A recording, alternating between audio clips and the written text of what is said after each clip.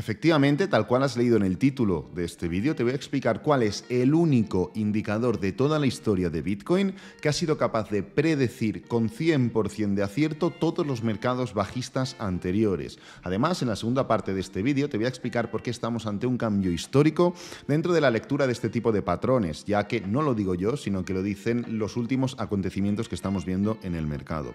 Antes de nada, a modo de introducción, de la misma manera que existe el análisis técnico en cuanto a patrones, donde tú analizas qué ha pasado en el pasado y lo intentas aplicar en el futuro para poder predecir qué es lo más probable y sacar una ventaja económica de ello.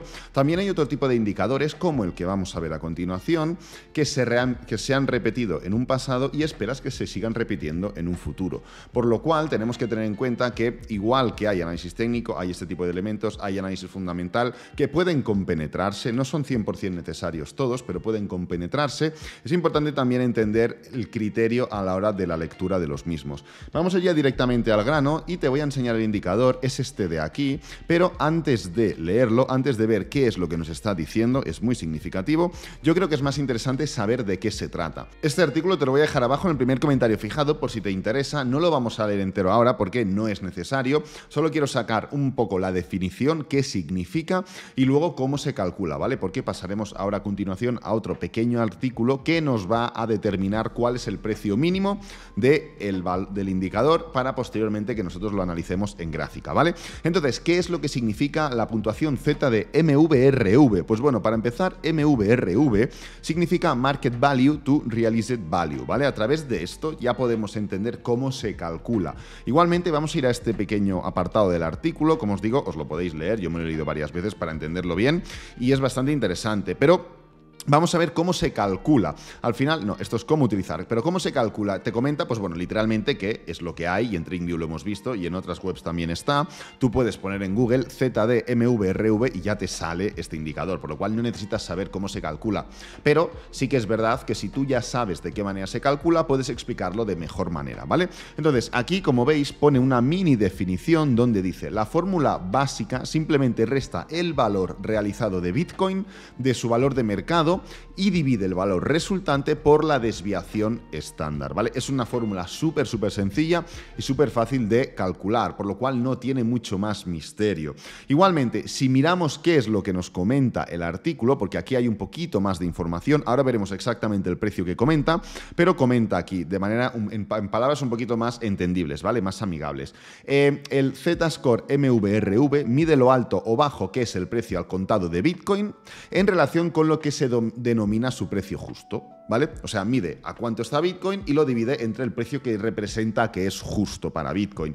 Utiliza datos de capitalización de mercado y precios realizados junto con la desviación estándar, que es lo que hemos comentado antes, para crear lo que ha resultado ser una de las herramientas de predicción de máximos y mínimos más eficientes del mundo. Vale, perfecto. Entonces, esto es el valor, esto es el indicador, pero ¿cuál es el mínimo? Nos está diciendo que puede caer más y literalmente pone se acerca a un posible macrofondo. Pues bien, el macrofondo comentan que es de unos $15.000, ¿vale? $15.600 es lo que está marcando este indicador, que va a ser el fondo de este mercado bajista de Bitcoin, y lo que vamos a hacer ahora es estudiarlo en el gráfico para saber realmente qué es lo que nos podemos encontrar.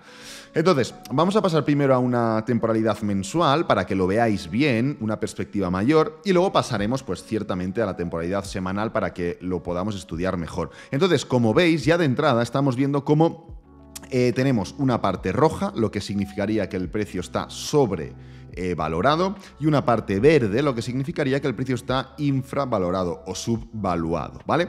Como veis, cada vez que el indicador se pone debajo de esta línea verde, entre esta franja verde, está durante X tiempo previo a un arranque impulsivo que lógicamente coincide con el mínimo del ciclo bajista y un arranque impulsivo coincidente con el siguiente bull run, ¿vale?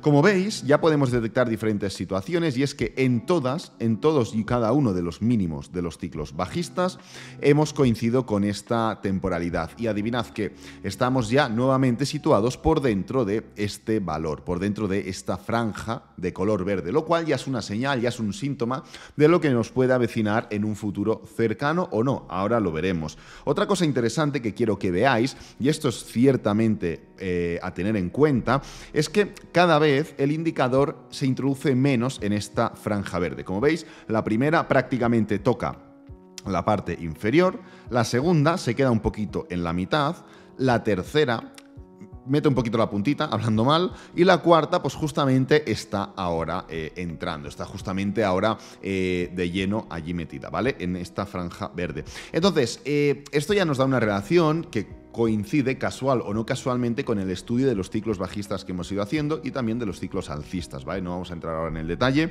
porque tenéis muchos vídeos por el canal, pero sí que es verdad que es normal o sería normal que cada vez los ciclos bajistas fueran menos agresivos en cuanto a porcentaje de caída, por lo cual esto puede representar el motivo de la subvaluación del precio de Bitcoin. Otro motivo, pues hombre, que cada vez el precio de Bitcoin está más maduro, cada vez es un activo más reconocido mundialmente, y lo que hace la gente es intentar o empezar a comprar antes de tiempo. Por ejemplo, imaginaros, la gente que ha estado comprando mal y que se pensaba que en la vida iba a tener el valor de 30.000, ahora que lo ve a 20.000, pues ya está comprando más. En otra situación, en otro contexto, igual la gente podría o hubiera podido esperar más. Pues esto hace que la subvaluación de Bitcoin cada vez sea menor o menos necesaria, ¿vale?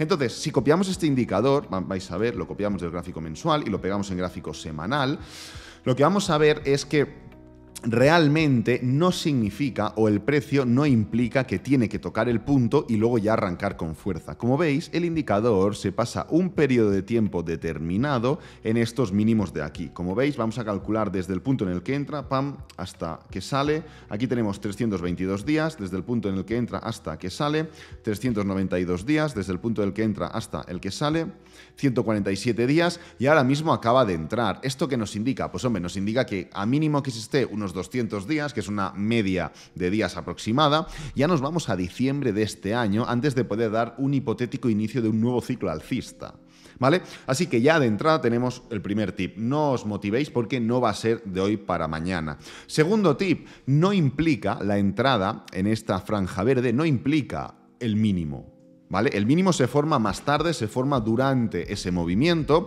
pero el precio está un tiempo incluso bajando respecto al primer inicio. Como veis, en todos los ciclos, desde que entra hasta que sale, hay un transcurso bajista importante y tenemos que entenderlo. ¿Esto qué nos dice? Pues hombre, nos dice directamente que justamente acabamos de entrar, por lo cual no sería extraño ver que este no es el mínimo del ciclo.